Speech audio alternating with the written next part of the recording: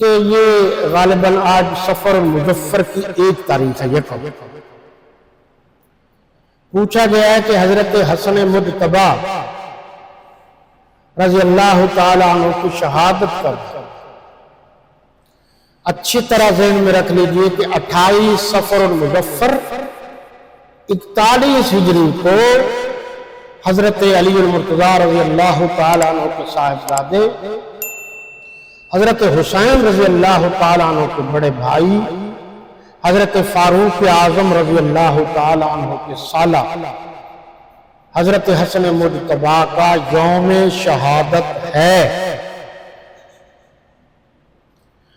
آپ کی کل خلافت 6 مہینے۔ اب ذرا ذہن میں رکھیے یہ بات، 21 رمضان المبارک 40 ہجری کو حضرت علی المرتضیٰ رضی اللہ تعالی عنہ کو یوم شہادت، اس کے بعد 6 مہینے۔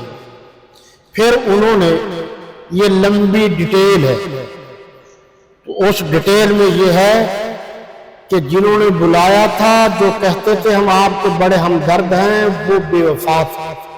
میری مراد شیعان کوفہ ہے، انہوں نے دھوکہ دیا۔ حضرت حسن مجتبی رضی اللہ تعالیٰ عنہ نے اس بات کو محسوس کیا۔ مشورے کے بعد حضرت امیر معاویہ رضی اللہ تعالیٰ عنہ کو بلایا گیا۔ حضرت حسن مجتبی جس منبر پر بیٹھتے تھے اس منبر پر حضرت امیر معاویہ کو بٹھایا گیا، اور پھر حضرت حسن مجتبی نے ان کے ہاتھ پر بیعت کی اور خلافت ان کے سپرد کر دی۔ اب یہاں ایک بات اور کر رہا ہوں، علماء کو بڑا فائدہ ہوگا۔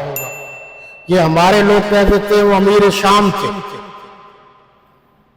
اس بات پر آپ غور کریں کہ یہ دشمن کی اصطلاح ہے۔ امیر شام تو اس وقت تھے جب تک حضرت حسن مجتبی رضی اللہ تعالی عنہ نے بیعت نہیں کی تھی۔ جب بیعت کی، خلافت دے دی، تو اب تو امیر المومنین بن گئے۔ اور ان کے ہاں امامت کا فلسفہ یہ ہے کہ قیامت تک کے حالات جانتے ہیں۔ تو حضرت حسن امام ہے، حضرت حسین امام ہے، تو 2 اماموں نے حضرت امیر معاویہ کے دست حق پرست پر بیعت کی تھی۔ اور یہ جو کہا جاتا ہے کہ شرائط صلح میں شرائط، پہلی بات تو یہ شرائط طاقتور رکھتا ہے۔